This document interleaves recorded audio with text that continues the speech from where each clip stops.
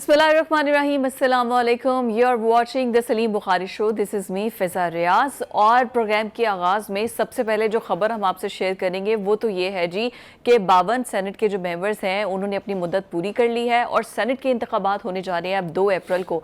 उसके अलावा उससे भी बड़ी खबर ये है कि अडियाला जेल में मुलाकातों पर 2 हफ्ते के लिए पाबंदी लग गई है, जिसको PTI के सपोर्टर्स जो कि सुन्नी इत्तेहाद वाले भी हैं वो बड़ा ज़ोर शोर से शोर गुल कर रहे हैं कि ये बिल्कुल गलत है और हमें मिलने की इजाज़त दी जानी चाहिए है। और इसके साथ साथ मोहसिन नकवी और सदर पाकिस्तान आसिफ अली जरदारी, इन दोनों की जानिब से यह ऐलान किया गया है कि हम तनख्वाहें नहीं लेंगे। ब्लूमबर्ग का सर्वे है जिसमें वो कह रहे हैं कि शहबाज शरीफ is good for the Pakistani economy, और IMF जिसके साथ हमने मुज़ाकरात करने हैं और स्टैंड बाय का जो पैकेज है 1.1 अरब आई थिंक ये हमें मिलेंगे पैसे, जो कि हम अगर एग्रीमेंट कर लेते हैं तो रात गए किसी भी वक्त जो है ये पहुंच सकता है IMF का वफ्द। लास्ट में हम हमेशा गज़ा को डिस्कस करते हैं, एंटोनियो गुतेरेस चीख उठे हैं। ये है हमारे आज के इश्यूज़ जिस पे हम डिटेल डिस्कशन करेंगे। बुखारी साहब, सबसे पहली आपको बहुत मुबारक हो, हम दोनों ने इकट्ठे रोज़े इफ्तार किया है और अब प्रोग्राम में सबसे पहले इंतखाबात, सेनेट के इंतखाबात और 52 अरकान दोबारा से होंगे और बड़ा डिटेल आज हमने सेनेट को डिस्कस कर लिया था इफ्तार पे। बहुत शुक्रिया आपका। वो आपने इफ्तार का जिक्र करके जो है ना वो बकौल शायर के मारा वो दिल पे तीर के निकली है हाय हाय। महंगाई की बात अगर हम कर लें मुख्तसरन सी, अगर आप इजाज़त दें। मेरा इशारा समझ गए आप? जी मैं समझ गया बिल्कुल कि आपने क्यों छेड़ा है ये तस्करा। जी, महंगाई के बहुत बुरे हालात हैं, बिल्कुल बेकाबू हो गई हुई है ये सूरत हाल जो है। जो प्याज आज से 3 दिन पहले तक 100 रुपये और 150 रुपये मिल रहा था बहुत हाई क्वालिटी का, वो अब 250 से लेकर 350 रुपये बिक रहा है। केला जो 100 रुपये 120 रुपये था वो 150 से 200 पे चला गया है। सेब जो 200 मिल रहा था वो 350। एक अजीब क़यामत खेज़ महंगाई का मंजर हमारे सामने है। किसी ने बहुत खूब कहा है सोशल मीडिया के ऊपर कि 15 दिन के लिए, अगर पहले 2 हफ्ते के लिए आवाम ख़रीदना बंद कर दें फ्रूट, तो आप देखिए ये कीमतें ज़मीन पे जाएंगी, इसलिए कि वो फ्रूट तो फटाफट ख़राब हो जाता है, ख़राब हो जाएगा। ये डिमांड और सप्लाई का पुराना जो नाता है उसी के सारे कसिए हैं ये। तो हम तवक्को कर रहे हैं कि लोग जो हैं वो थोड़ा सा अपने मुफाद में थोड़ा सा अगर बिहेव करें और थोड़ा सख्त एक्शन लें तो ये महंगाई का तूफान जो है वो थम सकता है। हुकूमत का जहाँ तक ताल्लुक है, हमने देखा है कि सूबाई हुकूमत की तरफ से भी फेडरल हुकूमत की तरफ से दोनों तरफ से मुख्तलिफ इकदाम किए जा रहे हैं, लेकिन इन इकदाम से कभी फर्क पड़ता नहीं है। अच्छा, ये प्याज और केले की उन्होंने कहा है कि अब इसकी किसी भी तरीके से एक्सपोर्ट बंद कर दिया है 15 अप्रैल तक। करेक्ट, और यहाँ से सूबे से बाहर जाना भी उसके ऊपर भी पाबंदी लगा दी है। देखिए अजीबोगरीब बात है कि हम मुसलमान मुल्क हैं, हमारे यहाँ चीज़ें महंगी होती हैं। जो मुसलमान नहीं हैं वो अपने अपने मुल्कों में मुसलमानों के लिए चीज़ों की कीमतें कम कर देते हैं। क्या तसाद है। एनीवे, एक तो ये जिक्र बहुत ज़रूरी था ये। इसके साथ दूसरा एक जिक्र और ज़रूरी है जी, इससे पहले कि मेन सब्जेक्ट पर हम आए, वो है अली अमीन गंडापुर के खिलाफ एक दरख्वास्त इलेक्शन कमीशन को मौसूल हुई थी कि जी इनको नाअहल कर दिया जाए। उसके लिए उन्होंने नोटिस जारी कर दिया है। तो वो जो आपे से बाहर हुए थे चीफ मिनिस्टर साहब, जिस तरह के वो नारे मार रहे थे, जिस तरह की वो यानी अपने टिपिकल लहजे में गुफ्तगू कर रहे थे, तो अब ये उनको इल्ज़ाम उनके ऊपर ये है कि उन्होंने अपने एहसास छुपाए हैं। और ये एहसास छुपाने का इल्ज़ाम ऐसा है जो पहले यानी बानी PTI भी भुगत रहे हैं और बाकियों को भी भुगतना पड़ा है और वो भुगतते रहेंगे। इसके साथ साथ एक और डेवलपमेंट वो ये है कि जी मौलाना फजल रहमान साहब की पार्टी जो है जी वो बिलाखिर उनको रियलाइज़ हुआ कि जी मेन स्ट्रीम से हटना जो है वो फायदेमंद नहीं है। इसलिए कि अगर उनके धांधली का जो बयानिया है वो तस्लीम कर लिया जाए तो उससे अगर किसी को नुकसान होगा तो वो PTI होगी जी, जो यानी सुन्नी इत्तेहाद के नाम से इस वक्त हुकूमत बनाई हुई है, क्योंकि उनको हरा के जीते हैं PTI के लोग। तो मेरे ख्याल से उन्होंने रियलाइज़ किया और अब ये देखा हमने कि जो सेनेट के इलेक्शन होने जा रहे हैं, जो खाली नशिस्तें हुई हैं 14 मार्च को, उसके ऊपर उन्होंने पीपल्स पार्टी के साथ ताउन की यानी इब्तिदा कर दी है। यूसुफ रज़ा गिलानी से जब मुलाकात हुई थी उसमें हैदरी साहब जो है वो मिले हैं और ये मैं समझता हूँ कि बर्फ पिघल गई है जो उनके बीच, और ये बात अब आगे बढ़ेगी। जैसा कि हमने पहले कहा था कि मौलाना शायद बहुत देर तक अलहदा ना रह सके, तो हम तवक्को कर रहे हैं कि वो जल्दी अपनी PDM में सबका PDM में आ मिलेंगे। ठीक हो गया जी। तब तो आपके सवाल के ऊपर मेन हमारा जी इंतखाबात, सेनेट के इंतखाबात, और पहली बार ये गैर फाल हो रही है। सेनेट के थोड़ा सा सेनेट के प्रोसीजर को भी हमारे नाज़रीन को समझाइए। देखिए जी, सेनेट जो है इसको कहा जाता है हाउस ऑफ फेडरेशन।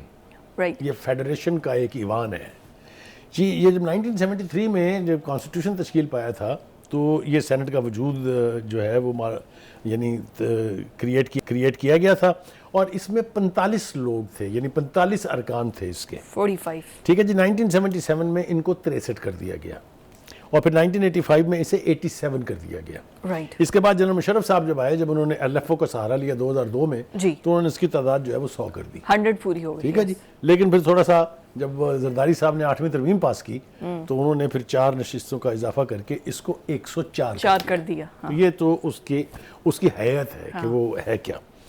دوسری بات یہ کہ وہ غیر فعال کیوں ہوئی ہے، اور یہ بدقسمتی کی بات ہے کہ یہ ایک سول حکومت کے دور میں ڈس فنکشنل ہوئی ہے۔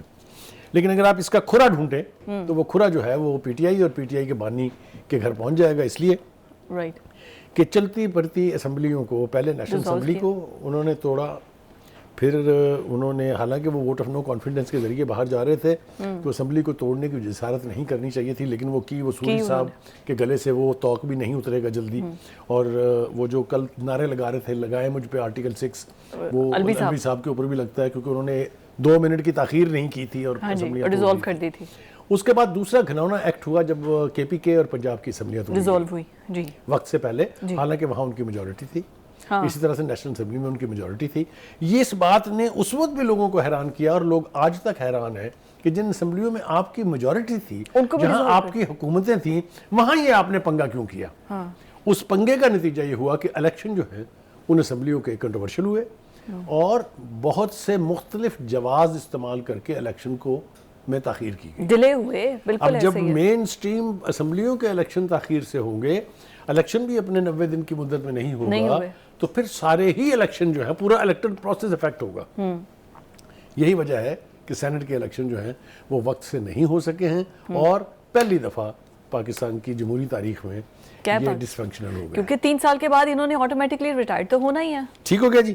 اچھا جی، دوسری بات یہ ہے کہ یہ سینٹ جو ہے اس کا رول کیا ہے۔ بیسیکلی اس کا رول یہ ہے کہ جو بھی قوانین پاس کرتی ہے نیشنل اسمبلی، وہ سینٹ میں لائے جاتے ہیں۔ اپر ہاؤس ہے نا، اپر ہاؤس ہے، وہ سینٹ بھی اس کو منظور کر لیتی ہے، لیکن وہ قانون نہیں بن سکتا جب تک اس کے ساتھ صدر صاحب کی رائے جو ہے، یا منشا جو ہے، یا ان کی جو کانسنٹ ہے وہ نہ لگائی جائے۔ اب آپ دیکھیے جناب، شیڈول یہ ہے کہ الیکشن کا شیڈول 14 مارچ کو جاری ہوگا، ٹھیک ہے جی، اور 15 اور 16 مارچ کو جو امیدوار ہیں وہ کاغذات جمع کرا پائیں گے، اور سندھ اور پنجاب جو ہے اس کی 12 بلوچستان اور کے پی کے جو ہے اس کی 11 سیٹوں پہ الیکشن ہوگا، اور یہ الیکشن ہوگا جی 2 اپریل کو۔ اب وہ ملاقاتوں میں پابندی کا جو تذکرہ آپ نے فرمایا ہے، اسد کیسر، عمر ایوب، یہ سب، بیرسٹر گوہر، سب نے باری باری آ کے بڑا احتجاج کیا ہے۔ دیکھیے سر، گزارش یہ ہے کہ ابتدا سے لے کے اب تک، جب سے وہ مہاتما جیل گئے ہیں، جی ایک خصوصی قسم کی پیکج کی خواہش ان کی ہمیشہ سے رہی ہے۔ میں کھانا دیسی مرغی کھاؤں گا، میں دیسی گھی میں پکا کھاؤں گا، مجھے ایکسرسائز کے لیے سائیکل چاہیے، یہ جگہ چھوٹی ہے، مجھے برآمدہ نہیں چاہیے، مجھے اتنے کمرے چاہیے۔ وہ بالکل ایسے تھا جیسے کوئی مہمان آ کے 5 اسٹار ہوٹل میں ٹھہرا ہوتا ہے نا جی۔ تو وہ تو ہو گیا ایک طرف۔ چلیے اس کے بعد آگے جناب ملاقاتوں کا سلسلہ، سب کچھ عدالتوں نے لیو دیا ہے۔ اب ملاقاتوں کا سلسلہ یہ ہے کہ وہ سینٹرل سیکریٹریٹ نہیں ہے پی ٹی آئی کا، وہ جیل ہے جی۔ جیل میں ہزاروں کی تعداد میں دیگر لوگ بھی ہوتے ہیں جن کے ملنے والوں کو بڑی بڑی دیر کے بعد تاریخیں ملی ہوتی ہیں، اور انہوں نے بھی ملنا ہوتا ہے۔ آپ نے ایک طرح سے قبضہ جمایا ہوا ہے اس کے اوپر کہ آپ روز عدالت سے اجازت لے کے آ جاتے ہیں۔ عدالت کی اجازت کا یہ مطلب ہرگز نہیں ہے کہ آپ جو ہی یہ وہاں پہنچے انہیں فوراً ملا دیں۔ عدالت نے 2 دن دیا نا، منڈے اینڈ تھرسڈے، 2 دن ملاقات کر سکتے ہیں۔ یہ سارا دار و مدار جو جیل سپرڈنٹ ہے اس کی ثوابدید پہ ہے کہ کس وقت یہ ممکن ہے، آسان ہے ملاقات کروانا، اور وہ کروا دیتے ہیں۔ لیکن ہو کیا رہا تھا کہ جو دیکھو منہ اٹھا کے آ رہا ہے، کوئی کراچی سے آ رہا ہے، کوئی پشاور سے آ رہا ہے، کوئی لاہور سے جا رہا ہے، ہم نے ملنا ہے جی، ملاقاتیں ہو رہی، پھر اس کے بعد آ کے وہ فرض سمجھتے ہیں کہ باہر آ کے پریس کانفرنس بھی کرنی ہے۔ ہاں جی، تو وہاں پر میڈیا بھی ہیوی، اب تو میڈیا کو بھی دور کر دیا ہے، 2 کلومیٹرز تک آپ جیل کے قریب نہیں یہ ہوگا نا جی۔ اچھا، لیکن جس طریقے سے تاثر دینے کی کوشش کر رہی ہے پی ٹی آئی کہ یہ شاید کوئی وینجینس ہے، کوئی سیاسی انتقام ہے، ایسا بالکل نہیں ہے۔ اس کے پیچھے سے ذرا کھرا تلاش کرتے ہیں۔ آپ کو یاد ہوگا 4-5 دن پہلے ایک 3 لوگوں کا دہشت گرد پکڑے گروپ جو ہے، گروہ جو ہے وہ پکڑا گیا تھا، جن کے پاس اسلحہ تھا، جن کے پاس بردی مواد تھا، جن کے پاس جیل کے اندر کے نقشے تھے۔ تو یہ سمجھا گیا کہ غالباً وہ جیل بریک کی کوشش کرنے والے تھے، جو اس سے پہلے ہم نے مثال بھی دی تھی، بنو میں ہو چکا، اس سے پہلے ڈی آئی خان میں ہو چکا، اور بھی بہت ساری مثالیں ہیں۔ وہ یہ دو میرے خیال سے کافی ہیں، کافی ہیں، اس لیے رسک تو نہیں لیا جا سکتا. اور دوسری طرف اصل میں نا کل انٹیریئر منسٹر ابھی آئے ہیں، حلف اٹھایا ہے اور اس کے بعد یہ لگا دیا گیا ہے، تو اس کو زیادہ پروپیگنڈے کی صورت میں پیش کیا جا رہا ہے. یہ تو ہمیشہ کرتے ہیں نا وہ ان کا سوشل میڈیا، اور ہے کاہے کے لیے کہ ایک بے خبر چیز کو خبر بنایا جائے، ایک چھوٹے سے معاملے کو لے کے اس کو اچھالا جائے. دیکھیے وہ الزام لگا دیا انہوں نے کہ جی یہ تو انٹیریئر منسٹر جو نئے آئے ہیں انہوں نے یہ پابندی لگائی ہے، حالانکہ نوٹیفیکیشن میں واضح طور پہ لکھا ہوا ہے کہ یہ پنجاب گورنمنٹ نے کیا ہے، پنجاب گورنمنٹ نے کیا جی، کیونکہ Adiala jail comes under provincial government, Punjab government. دوسری بات یہ ہے کہ ایک طرف تو آپ یہ کہتے ہیں کہ ہمارے مہاتما خان صاحب کی زندگی کو خطرات ہیں، ہاں جی، بالٹیاں پہن کے وہ آتے تھے، کالے کپڑے لے کے وہ آتے تھے، کالی شیلڈوں میں وہ آتے تھے. آپ نے کہا عدالتوں میں وہ محفوظ نہیں ہیں، آپ عدالتوں میں پیش اس لیے نہیں ہوتے تھے کہ جان کو خطرہ ہے. تو اب اتنی ایکسیس کیسے دی جا سکتی ہے کہ لوگ جو ہے وہ وہاں کسی دن بھی تھرونچ کر جائیں اندر. آپ نے دیکھا نا کہ عدالتوں کے ساتھ کیا ہوا تھا، یاد نہیں آپ کو؟ عدالتوں سے زیادہ سائیکروسیٹ چیز تو کوئی نہیں ہے. کیا ہوا تھا جوڈیشل کمپلیکس اسلام آباد میں، کیا ہوا تھا لاہور ہائی کورٹ میں، کیا میں اب تفصیل میں جاؤں گا تو بات لمبی ہو جائے گی. اس لیے یہ چانس نہیں لیے جا سکتے لا اینڈ آرڈر کو انشور کرنے کے لیے. اس طرح کی پابندیاں تو بہرحال لگیں گی، اس لیے کہ آپ نے خود کیا کیا تھا 2 ویکس کے لیے. نہیں تھوڑی یہ بات کر لینے دیں مجھے. آپ نے خود کیا کیا تھا؟ آپ نے لوگوں کے اے سی اتروا دیے تھے، آپ نے کمبل اٹھوا لیے تھے، آپ کو یاد ہے نا؟ اور آپ نے یہ اعلان کہاں کیا تھا؟ امریکہ کے صدر سے ملنے کے بعد پریس کانفرنس کرتے ہوئے. تو وہی میں کہتا ہوں نا، بعض اوقات مجھے کہتے ہوئے شرم بھی آتی ہے کہ مکافات عمل جو ہے بڑا ظالمانہ نظام ہے اس قدرت کا کہ آپ کسی کے لیے گڑھا کھودتے ہیں تو گڑھے آپ کے لیے کھدے ہوتے ہیں. Last but not least for this segment جناب آ جائیے تنخواہوں کا. کوئکلی جلدی سے، پہلی بار مطلب یہ ویسے تو جب سی ایم پہلی بار نہیں ہوا، اس سے پہلے بھی ہوا ہے، لیکن اٹس اے گڈ جیسچر. اس لیے کہ انہوں نے جس بات کو جواز بنایا ہے وہ یہ ہے کہ چونکہ پاکستان کی معاشی حالت ٹھیک نہیں ہے، اس لیے اس کے اوپر لائبلٹیز ایڈ کرنے کی بجائے چاہے چھوٹے پیمانے پر کی جائے لیکن ایک آغاز تو کیا جائے نا کہ حکومت کے وسائل کو اگر تحفظ دیا جا سکتا ہے، اگر بچائے جا سکتے ہیں تو اس میں کوئی خرابی نہیں ہے. میرے خیال سے صدر زرداری صاحب کے اور محسن نقوی کے اس جیسچر کو ویسے ہی بہت پذیرائی ملی ہے، لیکن ہم بھی اس کو ایک ویلکم سٹیپ کے طور پر. سی ایم بھی انہوں نے تنخواہ نہیں لی تھی. ہاں نہیں وہ نہیں لی تھی، اور ابھی انٹیریئر منسٹر مطلب کہنے کہ دیز آر گڈ جیسچرز اور اس سے آپ کی نیت کا پتہ چلتا ہے. تو وی اونلی ہوپ کہ لوگ جو ہے اس اچھے ماڈل کو فالو کریں، اس اچھے ماڈل کو بھی فالو کریں، اور آئی ایم ایف بھی جو ہے اس اچھے ماڈل کے تحت جو ہے وہ اچھی خبریں ہمارے لیے لے کر. سب سے پہلے تو بلومبرگ نے یہ کہا ہے کہ محمد اورنگزیب جو کہ فائنانس منسٹر ہیں اور شہباز شریف، ان میں یہ کیپیسٹی ہے کہ وہ ہماری اکانومی کو ٹھیک کر سکتے ہیں. لیکن اس سے پہلے بخاری صاحب آئی ایم ایف کا وفد جب آج پہنچے گا اور اورنگزیب صاحب ان کو ڈیل کریں گے اور $1.1 ارب کی قسط ہمیں ملے گی. لیکن مجھے یہ اناؤنس کرتے بڑی خوشی ہے کہ یہ ان سی ای اوز میں سے ہیں پاکستان کے 5 ٹاپ لسٹ میں آتا ہے جو کہ سب سے زیادہ ہائیلی پیڈ ہیں. اب ایک پرائیویٹ سیکٹر سے اتنے پیسے کماتے ہوئے چھوڑ کے آنا اور پھر پاکستان کی اکانومی جو کہ آلریڈی ڈی اسٹیبلائز ہے اس کو آپ نے سنبھالنا ہے. That is a good thing. ایک چیز ہوتی ہے جس کو کہتے ہیں national commitment, and that is beyond your worldly gains.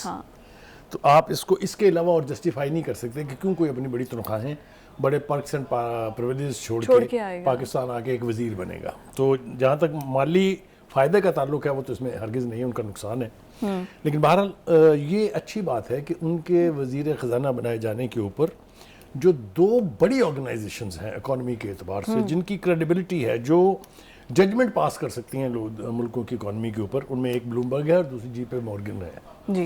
یہ بہت بڑے ادارے ہیں. انہوں نے اس کو بہت خوش آئند قرار دیا ہے کہ پاکستان کی اکانومی کے سنبھلنے کے اور صحیح لائنوں پر چلنے کے اب امکانات واضح ہو گئے ہیں. اچھا، اس کی دوسری ایک جو اینگل ہے وہ یہ ہے کہ ہم دیکھا کرتے تھے آئی ایم ایف کی طرف، کاش اس کا ڈیلیگیشن آ جائے، اللہ کرے اس کا ڈیلیگیشن آ جائے تاکہ ہم سے بات کر لیں. تو آپ نے دیکھا کہ ان کی طرف سے آن دیئر اون اناؤنسمنٹ آئی کہ آج رات کو ہم پہنچ رہے ہیں مذاکرات کرنے کے لیے.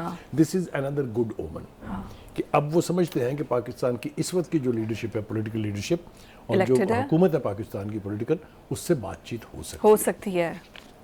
2 بڑے جو یعنی امکانات ہیں. ایک تو یہ کہ جو اس وقت اگلی قسط ہمیں ملنی تھی $1.1 بلین کی، وہ ہمیں توقع ہے یہ کہ اب آسانی سے مل جائے گی. اس کے اندر جو کام انہوں نے ہمیں کرنے کے لیے کہے تھے وہ ہم نے آلموسٹ سارے کر لیے ہیں.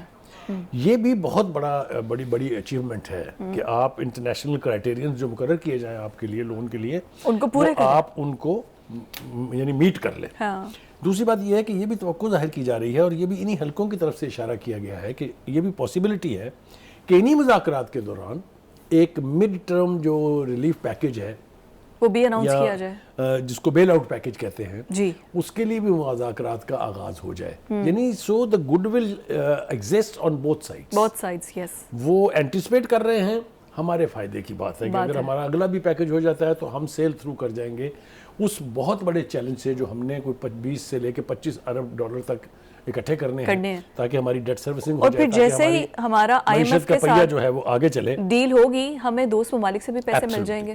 دوسری بات یہ ہے کہ وائی جے پی مورگن اور Bloomberg has passed such positive remarks about Aurangzeb صاحب. پہلی بات تو یہ ہے کہ ڈومیسٹکلی اور انٹرنیشنلی یہ ریکگنائز کیا گیا ہے کہ ہی از دا موسٹ ڈیزرونگ پرسن جو اس عہدے کے لیے کوالیفائی کرتے ہیں. کیوں؟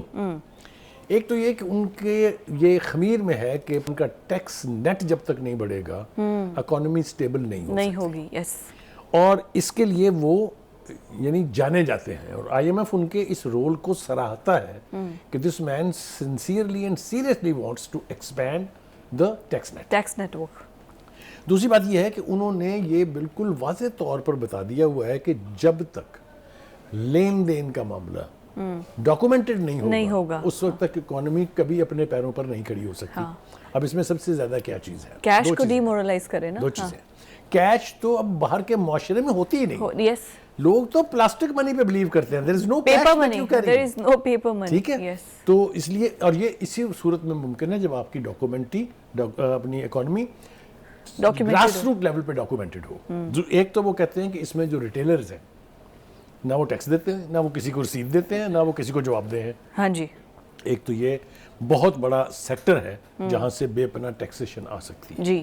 دوسرا ہے ریئل اسٹیٹ. جی, ریئل اسٹیٹ کے سودے زبانی ہوتے ہیں, 50 روپے کے اسٹامپ پہ ہو جاتے ہیں. ہاں جی, کہیں ڈاکومنٹڈ نہیں ہے, بلینز کا کاروبار ہو رہا ہے, پراپر ٹیکس گورنمنٹ کو نہیں دیا جاتا انلیس کہ رجسٹری کی نوبت آئے. اور ایسے راستے نکال لیے گئے ہیں, چاہے وہ ایسوسیشنز ہیں, چاہے وہ کالونیز ہیں, کہ وہاں کوئی رجسٹری کروانے جاتا ہی نہیں, سمجھتے ہیں کہ ہماری اونرشپ اسٹیبلش ہو گئی ہے. تو اس کے اوپر بھی انہوں نے یعنی یہ کہا ہے کہ دونوں بہت ضروری تھے, اور یہ میرے خیال سے یہ دونوں اقدامات بہت ضروری ہیں. اور تیسری بات یہ کہ یہ توقع کرنی چاہیے اب کہ اورنگزیب صاحب جب بیٹھیں گے اور ان کے ساتھ آپ کو پتہ ہے کہ ایکسپرٹس کی ایک ٹیم بھی ہوگی, جی, تو ایک نیا ٹیکسوں کا نظام جو ہے, ایک پورا نیو سسٹم آف ٹیکسیشن جو وہ مارز وجود میں آئے گا, جس سے پاکستان کے تمام سیکٹرز کو کوریج بھی ملے گی اور یہ یقینی بنایا جائے گا کہ نو بڈی gets caught free without paying taxes. لیکن یہ بھی بہت ضروری ہے بخاری صاحب کہ ایکسیپٹیبلٹی ہوگی. جو نیا ٹیکس نیٹ ورک ایک بنایا جائے گا, کیا ریٹیلرز اس کو ایکسیپٹ کریں گے؟ دیکھیے, یہ 2-3 مرتبہ لوگوں نے کوشش کی لیکن اس میں ایلیمنٹ آف سیریسنس نہیں تھا. اوکے, بعض نے تو اسے صرف ایک نعرے کے طور پر رکھا اور کبھی سیریسلی کوشش نہیں کی. کچھ نے تھوڑی بہت کوشش کی, ان کو ریزسٹنس ملی آگے سے, تو انہوں نے ہاف وے تھرو چھوڑ دیا, پیچھے کر دیا. میرا خیال یہ ہے کہ with Aurangzeb there who is not a political person, اس کو ووٹ نہیں چاہیے ہیں اپنی کانسٹیٹوئنسی سے نا, تو اس کے لیے اس کے سٹیکس اور ہیں. تو اور therefore you can expect کہ وہ کچھ ایسے اقدامات کر جائیں گے جس سے پاکستان کی جو یعنی معیشت ہے اس کو. اچھا, ہم ایس آئی ایف سی کا روز آلموسٹ پروگرام میں ذکر کر رہے تھے. بلومبرگ نے کہا ہے کہ ایس آئی ایف سی کے لیے ہی از دا رائٹ مین اور بہت بھرپور معاونت کریں گے. دیکھیں, اب یہ 2 باتیں تو ہو گئی نا جی, ایک ٹیکس نیٹ کو بڑھانا, ایک سب کو ٹیکس نیٹ کے کور کے اندر لے کے آنا. یہ اب دوسری بات ہے جو وہ یہ کہہ رہے ہیں کہ دیکھیے پاکستان کی اکانومی کے 2 بڑے پہلو ہیں. ایک ہے ڈومیسٹک انویسٹمنٹ, دوسری ہے فارن انویسٹمنٹ. یہ دونوں سکڑ کے میرے خیال سے آلموسٹ سب زیرو لیول پر ہے. ان کے لیے ہی وہ FICS جو آپ کہہ رہی ہیں جو کونسل بنی ہے, اسی لیے وہ بنی ہے, اور اسی لیے اس پر صرف نہ سیاستدانوں کا کنٹرول ہے, نہ ہی اس کے اوپر یونیلیٹرلی ایجنسیوں کا کنٹرول ہے. It's a combination of both, تاکہ ملک کے مفاد میں فیصلے کیے جائیں. اس کے لیے بھی ایک ایسا بندہ چاہیے جو اس کی اسپرٹ کو سمجھ کے اسی لائن کو لے کے آگے چلے, اور فارن اینڈ ڈومیسٹک انویسٹمنٹ جو ہے وہ بڑھائی جائے. اسی سے آپ کی انڈسٹری کا پہیہ چلے گا, اسی سے آپ کی اکانومی جو ہے اس کو ایک بہت بڑا ریلیف ملے گا. تو آل سیڈ اینڈ ڈن ہم یہ توقع کر سکتے ہیں کہ آنے والے چند ہفتوں میں, مہینوں میں نہیں, ہمیں ایسے اقدامات نظر آئیں گے جس سے یہ توقع پیدا ہو جائے گی, بلکہ یقین ہو جائے گا کہ ہماری اکانومی جو ہے وہ سنبھلنے جا رہی ہے. I hope so. بہتری آئے گی جب لوگوں کو روزگار ملے گا تو آٹومیٹکلی مہنگائی, انفلیشن کنٹرول ہوگی, تو کیوں نہیں پھر یہ گورنمنٹ بھی چلے گی اور پھر فائنانس منسٹر بھی چلیں گے. اس سے پہلے کہ آپ آگے چلیں وہ یہ کہ اگر آپ دیکھیں جو ہمارے اسٹاک ایکسچینج ہے جی اس میں ہمارا مندی بھی ہے, اور مندی بھی بہت زیادہ ہے کہ ایک دن میں اگر 953 پوائنٹس کم ہو جائیں تو this is an alarming situation. 1 points means several billion rupees. Yes. تو اس لیے بہت جلد ریڈیکل فیصلے اور امیجیٹ سٹیپس کی ضرورت ہے. I think یہ ہوں گے نا مزید جو ہے وہ تباہی نہ ہو. غزہ کی صورتحال کی بات کریں تو انتونیو گوتریس بار بار کہہ رہے ہیں کہ وہاں پر حالات بہت خراب ہیں اور وہاں پر جنگ بندی ہر صورت ہونی چاہیے. بٹ بخاری صاحب جو وزیر خارجہ ہیں ان کا بیان سن کے اسرائیل کے میں حیران ہوں. وہ یہ کہتے ہیں کہ پریشرائز کیا جائے حماس کو کہ یرغمالیوں کو رہا کرے, جنگ بندی کی طرف تو آ ہی نہیں رہے. میرے خیال سے ہمیں کسی بھی اسرائیلی لیڈر کی, چاہے وہ فارن منسٹر ہے چاہے وہ پرائم منسٹر نیتن یاہو ہے, ان کے بیانوں کو زیادہ سیریسلی نہیں لینا چاہیے. وہ غیر انسانی بیان ہے, انسانی رویہ نہیں ہے وہ, نہ انسانی گفتگو ہے وہ. جو کچھ غزہ میں ہو رہا ہے, اور اب تو 4 مہینے سے زیادہ عرصہ ہو گیا جو ہو رہا ہے, وہ سب کے سامنے ہے, سب کو دکھائی دے رہا ہے. کتنی ہزاروں جانیں جو ہیں وہ شہادت قبول کر چکی ہیں. 70,000 سے زیادہ لوگ زخمی ہیں, جن میں 70% تعداد بچوں کی اور خواتین کی ہے. اگر اس سے بھی عالمی ضمیر نہیں جاگا ہے تو ایسے لگتا ہے بے غیرتی کی نیند سویا ہوا ہے. اس کو جھنجھوڑنے کی بھی کوشش کر رہے ہیں ہم, لیکن وہ جیسا کہتے ہیں گولیاں کھا کے سو گیا ہے, تو وہ کہیں جاگ ہی نہیں رہا. تو میں عالمی ضمیر کو ذرا تھوڑا سا کم لان تان کرتا ہوں, لیکن جو ہمارے اپنے ہیں جس کو ہم امہ کہتے ہیں, جو میرے نزدیک بہت عرصے سے گمی ہوئی ہے, کہیں ملتی ہی نہیں ہے, پتہ نہیں کہاں ہے, تو وہ امہ کی ذمہ داری زیادہ ہے کہ وہاں جو پانی کی بوند بوند کو سسک رہے ہیں ان کی ذمہ داری ان کے اوپر عائد ہوتی ہے. This is what Islam is all about. دوسری بات یہ کہ صدقے جائیں ان لوگوں کے کہ روزہ رکھنے کے لیے کھانے پینے کے کچھ لیے ہیں, پانی کے ساتھ روزے رکھ رہے ہیں, لیکن استقبال رمضان جو ہے, ہم نے کل بھی اس کا ذکر دکھایا ہم نے کہ وہ کس طریقے سے انہوں نے منایا ہے اور کس طرح سے انہوں نے افطاری کی ہے. ذرا دیکھیے, صدقے جائیں اس قوم کے, سلام کرنا چاہیے اس قوم کو کہ یہ کیا لوگ ہیں, یہ کیا مخلوق ہیں جو ہم دیکھ رہے ہیں ٹی وی اسکرین پر, ہمارے ساتھی بھی دیکھ رہے ہوں گے. اس جذبے کو بھی سلام ہے. یہ جذبہ کہاں, جس دن جس قوم میں جذبہ آ گیا وہ اس ملک, اس دنیا کی سب سے سٹرونگ قوم ہوگی. ان کو صرف آپ سٹیٹ ہوڈ ملنے دیں, پھر دیکھیے گا فلسطینی کیا قوم ہے, اس وقت پتہ چلے گا. اور آج بھی پہلے روزے کے دن بھی 67 فلسطینی شہید ہو گئے ہیں. میں نے عرض کیا نا کہ یہ جو کچھ نیتن یاہو کر رہے ہیں, ان کو, ان کی آنے والی نسلوں کو اس کی قیمت چکانا پڑے گی. یہ میں بالکل وثوق سے آپ کو کہہ رہا ہوں. گوترس جو ہیں وہ کافی عرصے سے شور مچا رہے تھے, لیکن اب تو وہ چلا اٹھے جی کہ خدا کے واسطے غیرت کرو, کچھ کیا ہو رہا ہے وہاں پر دیکھو, ایسے نہ کریں. کیا اس کو روکنے کے لیے کسی کی ذمہ داری نہیں ہے؟ اقوام متحدہ کے فورم سے تو وہ خود بول رہے ہیں, لیکن وہ غیرت دلا رہے ہیں باقی دنیا کی لیڈرشپ کو بھی کہ ذرا غزہ کے لوگوں کی طرف دیکھو اور شرم کرو کچھ کہ وہ کیا حالات ہے زمینوں پر بیٹھے ہوئے. یعنی آپ دیکھیں بارش اگر آ جائے تو انہوں نے یہیں بیٹھے رہنا ہے. لوگ خیموں کو ترس رہے ہیں, جو کہ ایک دنیا بھر میں ہم نے 40 لاکھ کے قریب یہاں پر افغان مجاہدین رکھے, مجاہدین کہہ رہا ہوں افغان ریفیوجیز رکھے, اور 40 سال تک ہم نے ان کی خدمت کی اور اب تک کر رہے ہیں. لیکن ان لاوارثوں کے لیے کوئی وارث بننے کے لیے تیار نہیں ہے. بہت شرمناک بات ہے. ابھی وہ ڈیمانڈ کر رہے ہیں مزید پابندیاں لگائیں جی حماس پہ. جی میں آتا ہوں, اس طرف بھی آتا ہوں. دیکھیں دوسری طرف جو ہے اسرائیل اپنی ہٹ دھرمی کے اوپر قائم ہے, اور وہ ڈنکے کی چوٹ کے اوپر پوری دنیا کو بیوقوف بنا رہا ہے. کہیں تو وہ یہ کہہ رہا ہے کہ جی یہ آپ پریشر ڈالیں حماس پہ کہ وہ یرغمالیوں کو چھوڑ دے. بھائی آپ کے یرغمالی چھوڑ دے, جو آپ نے 7,000 تازہ فلسطینی جیلوں میں ڈالے ہیں, ان کا والی وارث کون ہے؟ ان کو رہائی کون دلوائے گا؟ اس کے بعد جناب وہ یہ کہہ رہے ہیں کہ حماس پہ پابندیاں لگا دیں. پابندیاں آپ پہ نہیں لگنی چاہیے جن کے ہاتھوں کے اوپر اتنا انسانی خون ہے, جس کی تعداد ہزاروں نہیں, سینکڑوں نہیں, ہزاروں میں ہے. اینی وے, لیکن بارڈر بند ہے, تمام کوئی اندر چیز آ نہیں سکتی, جا نہیں سکتی, اس سے زیادہ کیا پابندی؟ میں نے عرض کیا نا کہ سانس ہے جو آزادی سے شاید ابھی بھی آ رہی ہے فلسطین کے لوگوں کو, ورنہ باقی تو ہر چیز کا راستہ بند ہے. اور آپ یہ دیکھیے کہ یہ وہ غزہ کی پٹی ہے جس کے چاروں طرف مسلمان حکومتیں ہیں. نام لے کے شرم بھی آتی ہے لیکن ان کو شرم کب آئے گی یہ ہم دیکھیں گے. اگلی سٹیج کے اوپر ہم بات کر رہے ہیں جی کہ امریکن انٹیلیجنس کی ایک رپورٹ آئی ہے ہاں جی ہاں جی جو میرے خیال سے کافی بڑی آئی اوپنر ہے. ہاں جی. ایک تو وہ یہ کہتی ہے کہ جی جنگ کا خاتمہ ہمیں کہیں قریب نظر نہیں آ قریب رہا. میں یس. دکھائی نہیں دیتا ہے. دوسری بات یہ ہے کہ وہ کہتے ہیں جی یاہو رجیم جو ہے نیتن یاہو رجیم یہ قائم رہنے کی کوشش تو کر رہی ہے لیکن اس کے مستقبل کے اوپر بھی بہت سوالیہ نشان ہے, اس لیے کہ باہر سے تو چھوڑیے اندر سے اسرائیل کے اندر سے اس کے خلاف آوازیں جو ہیں وہ آ رہی ہیں. ہاں جی. اور یاہو حکومت کے اوپر اس کے اپنے عوام کا اعتماد جو ہے وہ فیڈ آؤٹ ہو رہا ہے. ٹھیک ہے جی. دوسری بات انہوں نے انٹیلیجنس رپورٹ جو ہے وہ یہ کہتی ہے کہ حماس کو تباہ کرنے کا اسرائیلی خواب نہ شرمندہ تعبیر ہوا ہے اور نہ آنے والے سالوں میں ہوتا دکھائی دے رہا ہے. دوسری بات انہوں نے یہ بھی کی کہ امریکن انٹیلیجنس کی رپورٹ بتا رہی ہے سب کچھ. یہ سارا کچھ ہم نہیں کہہ رہے ہیں, یہ ہماری خواہشات نہیں ہیں, یس, یہ امریکہ کی انٹیلیجنس ایجنسی کی رپورٹ ہے. جی. دوسری بات اس نے یہ بھی انڈیکیٹ کیا ہے کہ جی اب اسرائیل کو یہ بات بھی سمجھ لینی چاہیے کہ یہ امریکہ جو ہے وہ زیادہ دیر توجہ مرکوز نہیں رکھ پائے گا اسرائیل پہ. اس نے یوکرین جنگ کی طرف بھی دیکھنا ہے, وہاں بھی جو کچھ ہو رہا ہے وہ ساری دنیا کے سامنے ہے. پھر اس کے بعد اپنی الیکشنز دیکھنے ہیں. اس جنگ کی وجہ سے وہاں پہ خود بائیڈن کے خلاف بہت زیادہ اگینسٹ ہیٹ ہے. میرے خیال سے اس ساری صورتحال کے پیش نظر ہمیں دو مطالبات جو ہیں وہ اپنے اس پلیٹ فارم سے جو بھی ہماری حیثیت ہے اس کے مطابق اٹھانے چاہیے. ایک تو یہ کہ مسلم امہ کو چاہیے کہ وہ خواب غفلت سے اٹھیں اور فلسطینیوں کی مدد کو پہنچیں. اگر وہ فیصلہ کر لیں تو ان کو دنیا کی کوئی طاقت روک نہیں سکتی ہے. بالکل ایسے ہی. اس لیے کہ اگر وہ پیٹرول کے اوپر ایمبارگو لگا دیں تو دنیا کی اکانومی کرمبل کر جائے گی. 1967 میں بھٹو کے آئیڈیا کے اوپر یہ OIC نے کیا تھا تو آپ نے دیکھا تھا کیا حال ہوا تھا تب.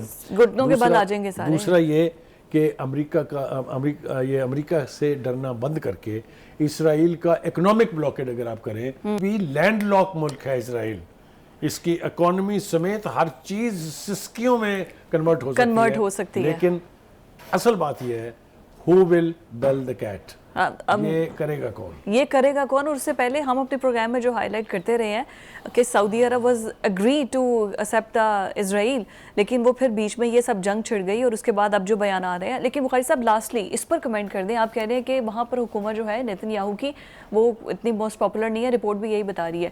آپ ہمیشہ کہتے رہے ہیں کہ وہاں پہ سب کا مائنڈ سیٹ ایسا ہے, تو آگے نیکسٹ لیڈر بھی کوئی ایسا ہی ہوگا اگر یہ چلا جاتا ہے. دیکھیے وہاں وہ ایک زائنسٹ اینٹی ہے, اس کے بارے میں کوئی دو رائے نہیں ہے. زائنزم جو ہے یہ اس نے یعنی جو ہولوکاسٹ کا ڈرامہ کیا تھا جیوز نے, اس کی بھی یادیں جو ہیں بھلا دی ہیں. اتنا ظلم ہوا ہے, اتنی قتل و غارت ہوئی ہے, اتنی یعنی انسانیت کی توہین کی گئی ہے کہ لوگ ہولوکاسٹ کو بھول گئے ہیں.